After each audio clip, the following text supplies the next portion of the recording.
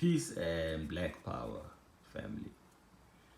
Today we are going to look at a Eurocentric term, Subsaharan Africa, and we are going to show that is a complete myth. So, starting point, the term was created by Europeans. The individuals are unimportant, but the reason is, and the reason is over here. The reason is ancient Egypt, aka Kemet, aka Tamari. And the reason was for the Europeans to remove Egypt away from Africa. So the first part, they could not physiologically remove the landmass. They have no such power, so they cannot cut it out. They actually wish they could, and we know very well. There's even a joke about if the pyramids were not heavy enough, the Europeans would carry them to Europe, and people usually laugh at that, thinking it's just an exaggeration and a joke, but it's not, because we know that there are temples that have been cut out of from Kemet and were sent over to the Western world. I've seen one temple at the Metro, I think it's the Metropolitan Museum in the United States, where a temple is ancient Egyptian temple is standing there that was cut out from its place of origin and transported and placed in the museum. And we also have the Tekanus, the so-called obelisks, which were removed from when one today goes to the Luxor temple and the Karnak temple. As they go through the pylons, there's only one Tekenu standing there, where originally there was one on the left and one on the right as you enter into the temple. But what happens is you only see one because the one has been removed. There is one standing in Paris, there's one standing at St. Peter's Square, and various other places in the Western world. So, last example would then be the zodiac that was built into the ceiling at Dendera Temple by the ancient Egyptians, which the French came and cut out of the ceiling and shipped it to Paris. So if you want to see the original one, you would have to go to Paris. So the reason is to obviously remove ancient Egypt away from the rest of Africa for the purpose of upholding a 500-year-old myth. I don't know how old the myth is, of white supremacy, quote unquote white supremacy, because there is no such thing as white supremacy, nothing supreme about whiteness. Europeans are the last group of people to enter civilization, with the Greeks coming at a very late period, who are then the first Europeans to develop a civilization, but they were educated here. In all their writings, they praise the ancient Egyptians and the Ethiopians, the Kushites. So, and then after them, the Romans. Hence, the only two writing systems that were developed in Europe are the Greek writing and the Latin, the Romans. The rest have never developed a writing system. And already in the Middle Ages, they were thinking that the earth is flat and the earth is the center of the universe. So, which is quite backward, because 4,000 years, 5,000 years before that, the ancient people knew better. So, we are then going to look at the English definition of the word sub, which is the main part of the word sub-Saharan. And the word means under, beneath, below. That is a physiological definition, and then there is a psychological aspect to it, which is inferior to, lower than, secondary, subordinate. Physiological is very easy to, it's the easiest to tackle, because if a place is so many meters above sea level, that's what it is. No one can do anything about it. You cannot go and drill a landmass and move it to a different physiological level. So, yeah, if we know that as a fact that Johannesburg is physiologically above Durban, or Durban is physiologically below the city of Johannesburg in South Africa. So, the second part would then be the psychological aspect to it. So, the first one we'll deal with and debunk within a second is that this landmass is actually physiologically below the lands south of Egypt. We know this because a river cannot flow upstream, can only flow downstream, and the Happy River, which is over 6,000 kilometers, flows from Central Africa around the Uganda, flows down north through Ethiopia, through the Sudan, into Egypt, and into the Red Sea. So that is basically dealt with. The first part, we're done with it. Physiologically, this region is below, not the other way around. All right, so the second part of it that we want to look at is subordinate, secondary, lower than, and inferior to. So how do we tackle this one? Because according to Europeans, their opinion is that the lands south of Egypt are inferior, lower than, secondary, subordinate, as they've created a lot of mythological interpretations lying about ancient Egyptian history. They would show prisoners of war from Kush that were, or rather they would look at battles, they would focus on battles between, for example, the battles between ancient Egyptians and the Nubians, and say, look, they were not getting along, therefore they were different races. Quite ridiculous. We know that the so-called founding fathers of the United States come from the so-called Great Britain, yet we do know that the same founding fathers who have their origins in so-called Great Britain, they are the land of their ancestors. They fought for their independence against the same land called Great Britain, and there was bloodshed. They said freedom or death, and they fought to the death. So can one then state that the founding fathers of Europe, of the United States, are a different race from the British? So it's a very ridiculous concept.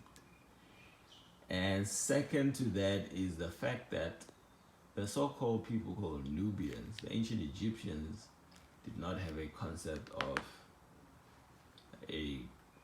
one set of people called Nubians. We can see from ancient Egyptian texts that there were different groups within the area of Nubia. And one of the groups being the Wawat. One of the pharaohs actually writes about 4 different groups can see the different relationships that these different groups had with the land of Kemet. Some were rivals and some were allies at the same time. And even when the ancient Egyptians were fighting the one group of Nubians, another group of Nubians were in alliance with the ancient Egyptians in that war. And we know even the priesthood of Amen came from Nubia. We also know that the army, the ancient army that the ancient Egyptians used, were Cushites as well. So it's a very childish argument. So how do we then, if obviously the whole concept of what's inferior and what's superior is a matter of opinion, we are obviously not going to look to Europeans for their opinion. Number one, they are foreigners. Number two, they are children. When I say children, I mean they are the very last group to enter the realm of civilization, the sciences, mathematics, chemistry, quantum physics, all of which, or even writing, all of which originated in Africa and were spread through Asia and ancient Americas. And the Europeans only joined the party at a very late stage in life. And we can see one of the ancient Egyptian priests, because the Greeks were educated by the ancient Egyptian priests, and one of them speaks to Solon, the Greek, and says, Solon, O Solon, ye Greeks are children. There is no antiquity among you. So we see that in one of the ancient Greek texts. So now, whose opinion are we best? Whose opinion is more important in terms of determining whether the land south of Egypt is secondary, inferior to, subordinate, lower than? The Europeans have that opinion and they try and project it into the ancient Egyptian mind in order to try and claim that it has historical validity. But then we are now going to then look at what the ancient Egyptians said, because a lot of these Europeans would just use pictures out of context, which is quite ridiculous, because the ancient Egyptians never drew pictures without any inscription to those pictures. And none of these who show one ethnic group of the different ethnic groups of the Nubians who were prisoners of war, and they call them slaves. None of them actually break down the inscriptions on the pictures that they show, because they know that they're lying. So we will go into the actual writings or the actual language of what the ancient Egyptians thought about the land to the south. The first part, I will show the language aspect. Why the language aspect? Language that is not only a medium of communication, but language also carries the psychology of the forebearers of that language, the ancestors of the people that spoke that language. So, if I give an example, if you take the Bible in the book of Genesis, where the Bible says, and God made man in his image and after his likeness, and you give it to a child in English or in any European language, that child would automatically be informed that God is male. But if you give it to a child to read it in a baNTU language, they would not be informed of God's gender. Why? Because in the Bantu languages, we do not have the word for he, for she, for his, or hers, or him, or her. We have none of those words. So if they were to read it in a Bantu language, they would not be informed of God's gender.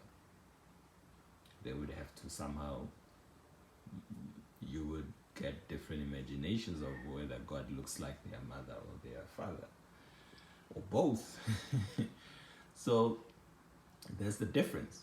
So that's how a language becomes the informer of ancient consciousness, because yes, many of the Bantu today, in terms of modern consciousness, are not very different from Europeans, because patriarchy was imposed into our systems with colonialism and European imperialism through the industrial means. When they came in, they obviously cut off our means of production and forced us to as laborers into their industrial systems. And when they did that, they created a patriarchal system where they only employ males, and therefore put the African female in a position of dependency, financially and otherwise. So whereas in the matrilineal system, it was more organic. Women had equal opportunities to, even though there was no equality in terms of in terms of the feminist aspect thereof. So, but not to deviate too much from the subject, therefore I will use a dictionary of the ancient Egyptian words, and this is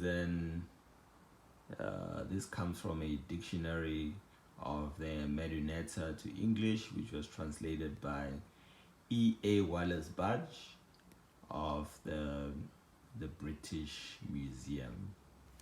So he played a big role in collecting artifacts and translating papyruses, including the book of Coming Forth by Day, which they call the Book of the Dead because they stole it from the dead. And he did a lot of that work on behalf of the British Museum. So when we look at the word cant, it means in front, enough, in the forepart, before, about time, formerly, previously, in advance, the beginning, the land south of Egypt, before him, before thee. So according to the ancient Egyptians, the land south of Egypt and the word for origin and the word for before, in front, ahead, in advance, is synonymous with the land south of Egypt. And when we look at also the synonym of the word the land south of Egypt, or the south land, is the word Kenti. And that word, the south land, is also the word for any prominent place. Unfortunately, that part was cut off when I printed it out. So any prominent place, a place of origin, in front, is rather the opposite of inferior to, lower to, subordinate, or secondary. So therefore we can see here that ancient Egyptians had an opposite consciousness to what the Europeans think of the land south of Egypt. Ancient Egyptians believed that it was a prominent place. And also, to add to that, The word for right and the word for west in ancient Egyptian is the same word, which is amenti, and the only way your right hand can be facing west is if you orient yourself towards the south. And we can see that the ancient Egyptians oriented themselves towards the south. This is also demonstrated in Luxor Temple, which is oriented north to south, with the Holy of Holies facing towards the south. So, and the other temples are obviously facing east-west for also reasons related to Bantu consciousness. East-west was because of the sunrise and the sunset, and when we look at the Bantu cosmology, Africans throughout the continent in ancient times had a consciousness of the life of a human being taking the path of the sun, and when the child is born, that would be equated to sunrise, and when the sun sets, that then would be equated to sunset. Hence, in most of the burial practices amongst the Bantu people, most of them, not all, the most dominant one, a person will be buried head facing west. And we can see also that is an ancient practice that it still exists among the Bantu traditions. And when we look at the ancient Egyptians themselves, they bury all the funerary temples, all the tombs, Valley of the Kings, they are all in the west, and all the worship temples are in the east. So we can see the cultural continuity there as well. So just wanted to show the reason why the east-west orientation of the temples. However, the other orientation of north to south is not facing north, it's facing south as well. So that is a part of the linguistic part. Now we are going to look at the actual text. What did they say in comparison? Now, how did the ancient Egyptians? This is from the teaching of Amenemhotep, the son of Connect. This was translated also by E.A. Wallace, and is a very precious text. So we will go to page 83 in this book, in this translation, on building forts in the Delta. So here we will see, in comparison to the north and the south, how the ancient Egyptians viewed their neighbors. So when we read here, that it says, when there is revolt in the southern border. So there is revolt in the southern border. It is the pet folk, i.e. the nomadic tribes, who will take up arms against thee. Therefore build forts in the north land. So the question is, why, if there is revolt in the southern border, why is the threat in the north?